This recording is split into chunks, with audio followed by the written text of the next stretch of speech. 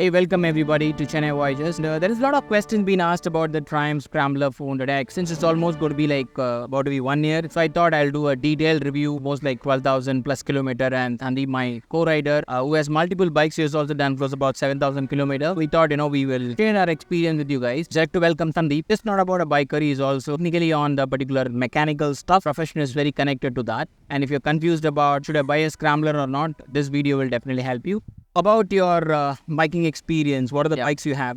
Royal Enfield rider for, I think, since I started. So that was like the first bike. So my journey was with Aris, of course. But yeah, this Triumph Scrambler definitely took me by surprise. And yeah, I'm glad I got. I had a vision of how my garage should be. I think this bike is sort of like doing it all. And Ari guy coming to Triumph or a Triumph guy going to Ari is slightly a tough task. Yeah. So we'll go in detail about the design. Yeah, I think the design was like one of the highlights of this bike. The lines on the bike and everything. It's got the Triumph DNA. It has got that road presence. Also retro feel. Yeah, you have the bike. Yeah. So definitely on the design perspective, Triumph has nailed it. The next comes is engine performance. You are mechanically there. I want to ask about on the engine. Engine on paper, if you see, but it's a short stroke engine. So automatically you're thinking, okay, the power is going to come up high, much higher in the RPM range. But yeah, kudos to Bajaj and Triumph. The way they've tuned this engine is fantastic for what it's meant for. I mean, it's got beautiful low, mid-range,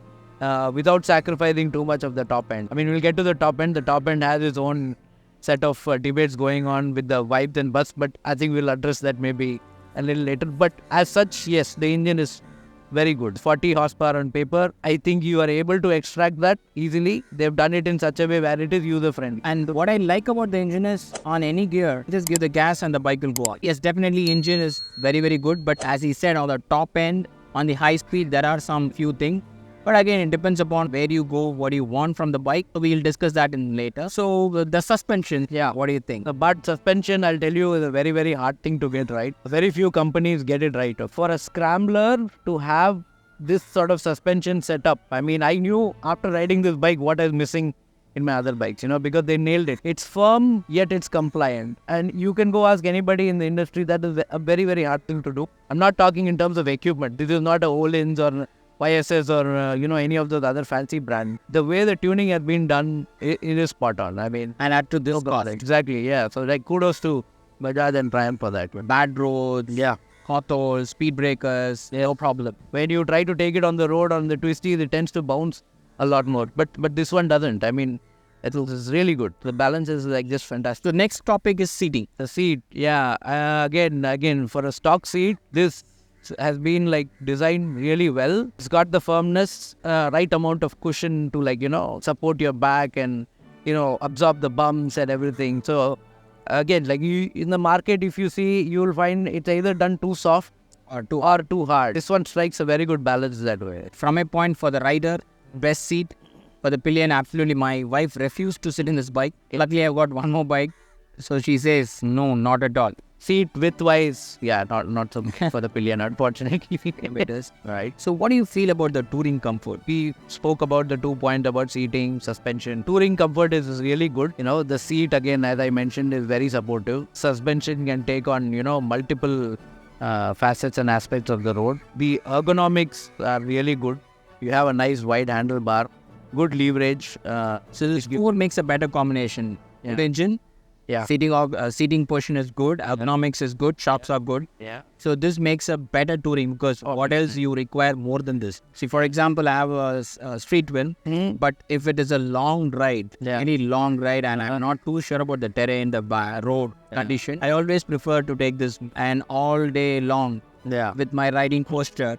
I'm really comfortable. I'm not cramped. My legs are at the right position, and the shocks plays a major role. Yeah. After a long ride, on a street when I'll get a lot of body pain, but here next day I can go off. No. This has also become my go-to, because of its versatility and what it can do and handle. And power, definitely. If you're even going with a super bike as a group ride, it doesn't disappoint you. Match as long as they don't ride very chapri. Chapri we'll take up later.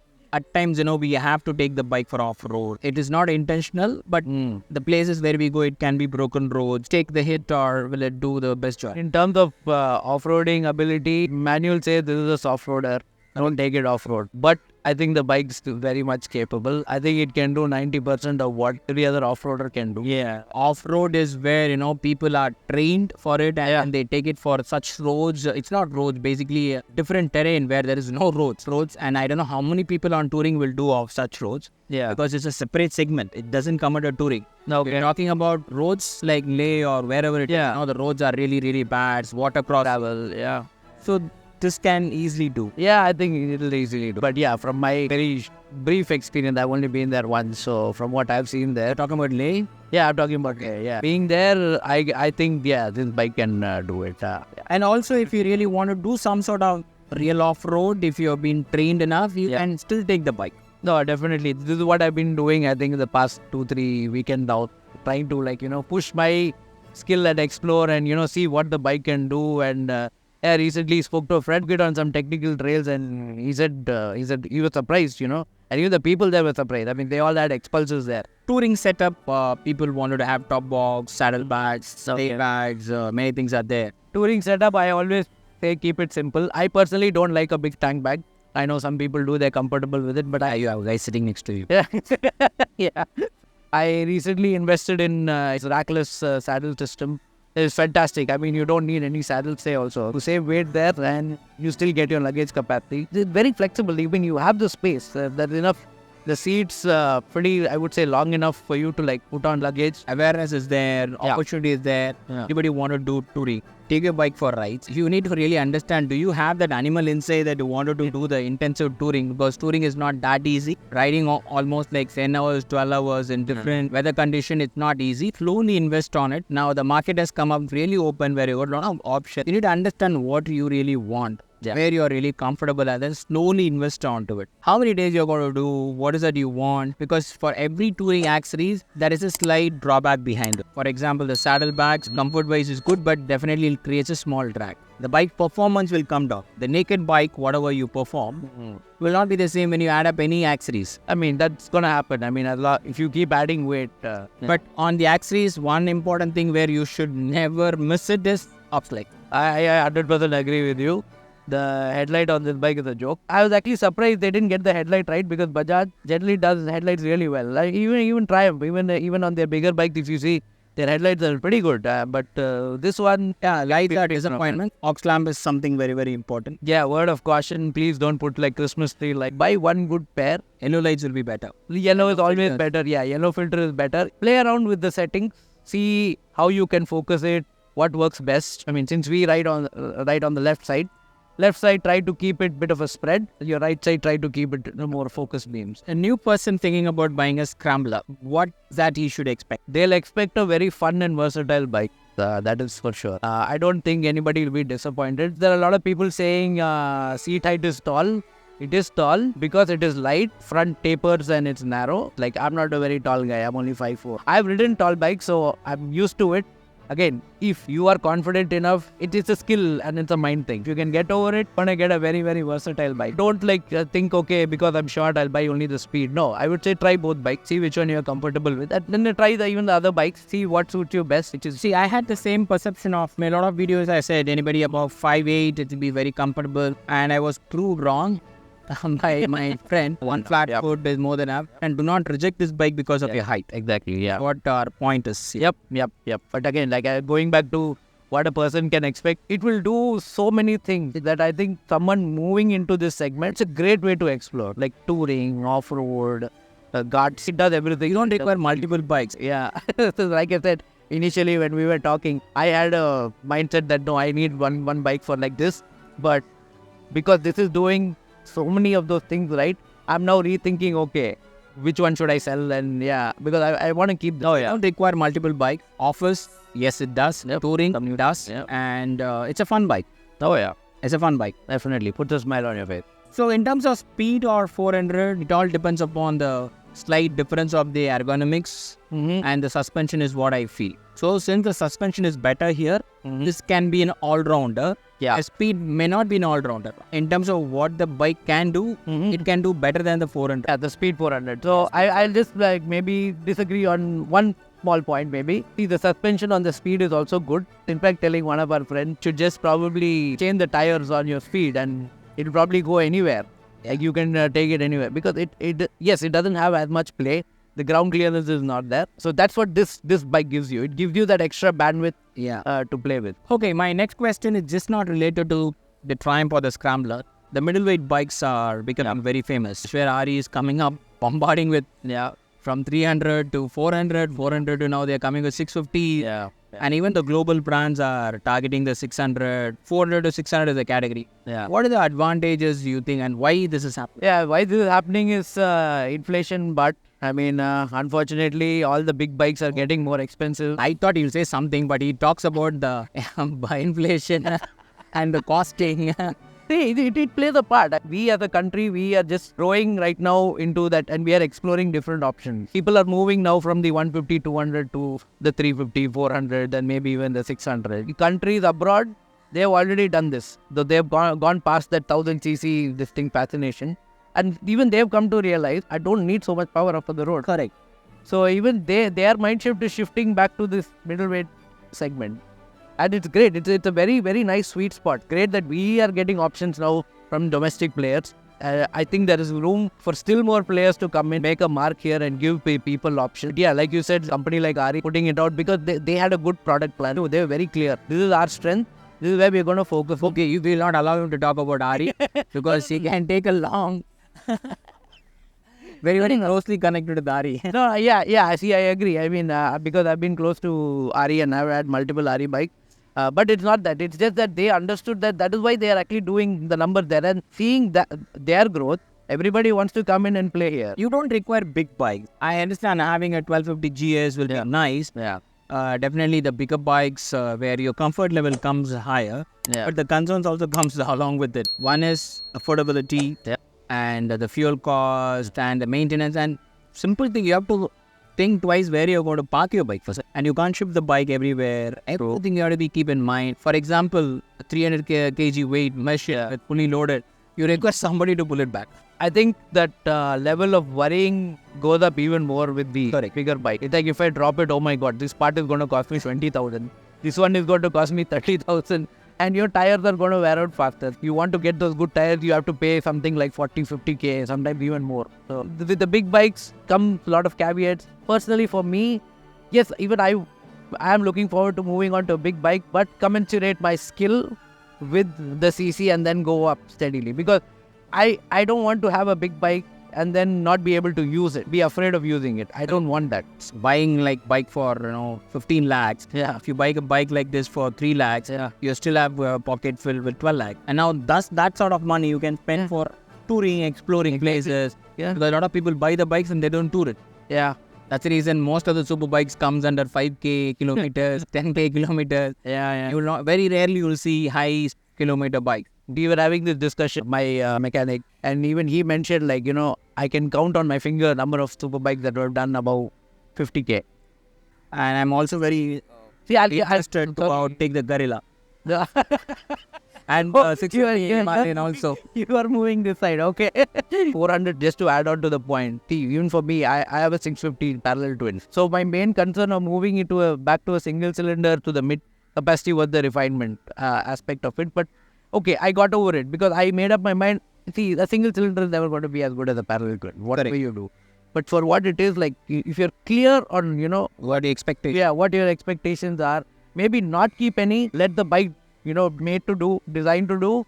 And if you look at it from that aspect, I think you'll enjoy it. And that's why this middleweight. Upgrading is very, very good, but on a gradual pace. Have you tasted it fully? Now from 350, you can upgrade it to maybe 600, 650s. There are a lot of people who jump in very fast without knowing what the bike can do. They upgrade it fast, so the wrong decision happens, and there are few lucky buyers who can pick those bikes.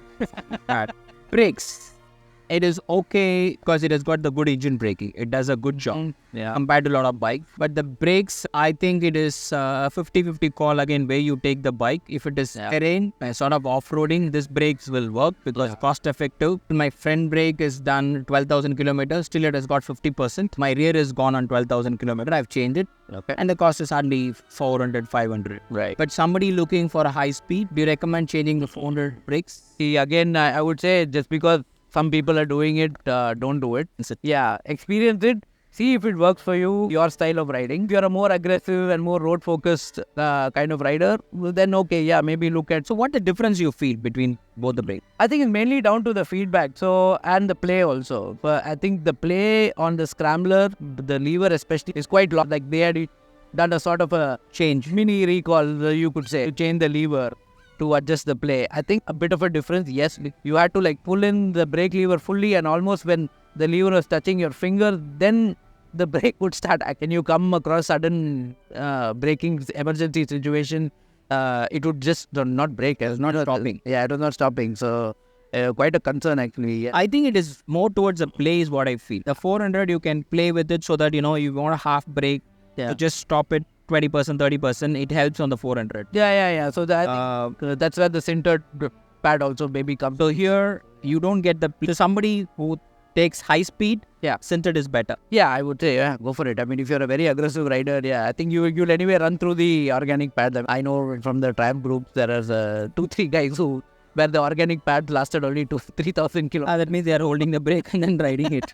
So air filter and engine oil. I don't know. Still I have concerns about the engine oil. The street wind I use Castrol, and then here I use HP. 16,000 kilometers. Still have my thought about it. I even said multiple times, just change it 10,000 kilometer and then no problem, because engine oil will not cost much. No. Should I compromise the bike's engine performance or reliability? Anything? So what do you think about the engine oil? I don't have good things to say about the engine oil. For the stock one especially. I mean, I don't know why Triumph doesn't allow us. It did not just go with Castrol. Maybe their objective was to keep the service cost. They can give an option for us at least. Yeah, definitely, they should give an option. See, we're not against any brand of engine oil, but for this particular bike, if you're just doing city commute, I don't have a problem. When you do, long rides, like on any given day, like going like 700 kilometers, 800 kilometers, a better engine oil should be an option given to us. Hope Triumph listens to it and then give us an option, because at least the Castrol, what they put in the speed twin will be helpful. Exactly. I mean, if it works on this speed twin, this will work here. See, this is a single cylinder engine, and it's putting out it's a short stroke, high compression ratio also. So it's putting out a lot of heat, to give you that performance. So definitely, I mean, they can at least give us the option of putting a better engine oil, without putting that whole thing of warranty on our heads. If they are doing it for their big bikes, I think they can do this. The cost difference is not much between Castrol and I think maybe it's around 200 per liter. So you will end up spending what, 400 or 500. Yeah, and anyway, for changing you're going to pay the labor. So I mean, you're going to do it once in a year. Why not invest that? Air filter. A lot of big YouTubers who have the Scrambler are talking about BMC air filter, and I have the stock one. Okay, I've changed it on 10,000 kilometers because somewhere I was not okay. I felt a better air filter. Maybe I'll ask you the question back. How's your feedback been after putting the air filter? I didn't feel much of a difference. Okay. But the fear was there. 16,000 kilometer Indian condition with so much of pollution, will it take is what running my mind. Yeah. Because that particular air filter, you cannot clean it. Stock which comes, you cannot clean it. So when I opened it, I saw there is a lot of dust inside the air filter. So with it, how does it breathe is where things were in my mind. It was not getting the full airflow. Full airflow, yeah. I said 350 rupees air filter. What comes in the stock, I asked them to change it. I'm also running stock, so I've had no particular issue as such. But yes, when I opened and I checked it up about maybe around 5,000 kilometers, it definitely looked very worn out. So I think this is where Bajaj has come. The cost cutting have come in. The cost cutting has come, and some of these components, again, it's down to I've spoken to a lot of people about this as to why it's happening. I mean, I don't see this happening with the other brands with their air filters. I mean, these other components. With this particular one, again, it's down to it being, a high stress engine, putting out a lot of heat, putting a strain on all these other components. Maybe they could have given us a better filter for 500.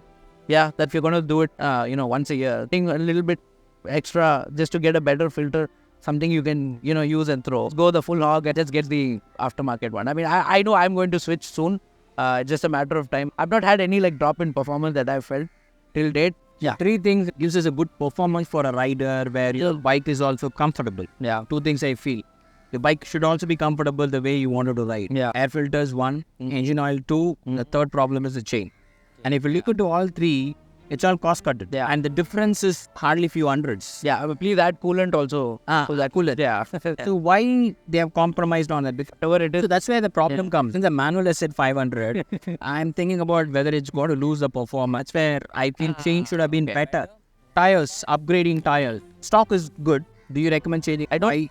So why and when? I would say don't change. Take what comes from the factory. Use it. Again, it all comes down to you understanding the bike and exploring the different facets. I think there are some people who have said, on the wet, the grip is not there. I didn't really find it. I know initially when I rode this, I wasn't very confident with the tires, but as I kept pushing it, I got used to it. The tires actually do grip, On the wet also, the few times that I've ridden it, even on off-road, yes, it tends to lose a bit of traction, but you can control it. It's not a deal breaker.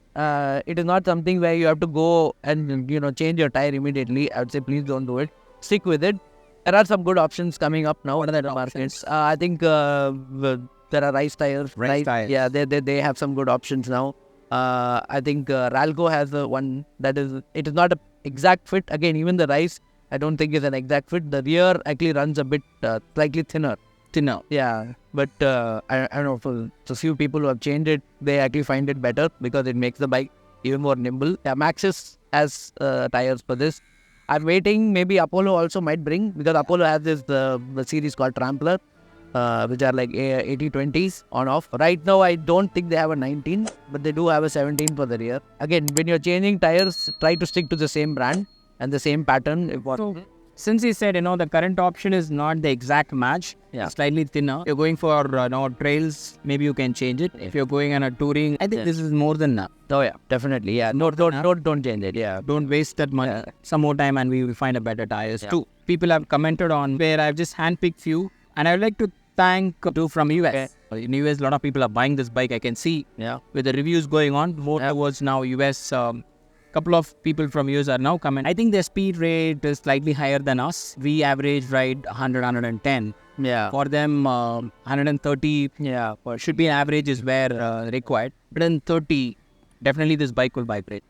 So the vibration thing, I think initially when the bike was first new, you would start feeling the vibes come in at 100 itself. So then it's a bit disappointing. Like, where is the 40 horsepower? You push past, I think it's 100, 110, maybe 115, the vibes become pronounced. But I think if you push past that, it settles. It sort of settles. It sort of comes down. So, I've experienced in between 110 to 115. Yeah. You can see that I see as a warning for us, at least for an in condition. No.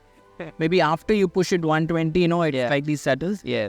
But one more trick, what they have done is 14 to 15, which is available the speed. So, what advantage as a technical you just tell me, because I'm not too technical on the mechanics. Okay, it's simple. So if you add teeth in the front, it is like taking out 2 teeth at the back, equivalent, roughly, approximately. So with that, right now, when you're doing 100, it's probably at 6,000, 6,100 RPM. That RPM will go down. So you mean to say, let's assume at 6,000 RPM, I'm going 100. Yeah. At 5,000 RPM itself, I'll go 100. Yeah, as an example. The bike may not strain so much also. Yeah. I think you can try it. I don't really see the need for it. I mean, if you're happy with the way the engine is big, because it's not just the gear ratio. You have to see even the tire. The speed's rear tire is different, right? So even though it's a 17, the profile is completely different. Yeah, the profile is this thing. So the few videos and the feedback that we've seen so far, they have not said that there's any loss in torque. This is what generally happens when you go for a taller gear ratio. I mean, you would have experienced this with your CB, right? The ratios are very tall, right? You can't hold the gear. So we don't know. Maybe for our Indian traffic conditions, it might not be suitable. We will probably have to cut down then and then go. So what I can understand is for India, especially from the Scrambler design, this is good. But if you really want to do an R&D, welcome and share your inputs. There is not going to be much of a difference overnight we are going to see. So I would live with it because, it does the job where consistency matters. In India, we can't do it. And we cannot do it also. And I think most of the repeated question are something which we already answered it. So I think on the Scrambler, we have spoken a lot. So if you guys have watched it now, thank you so much. There is a combination of pro and con. No bike is perfect bike. Yep. It is a man and the machine. and where you go connects makes it better partner. Thanks for watching this video. Take care. Cheers.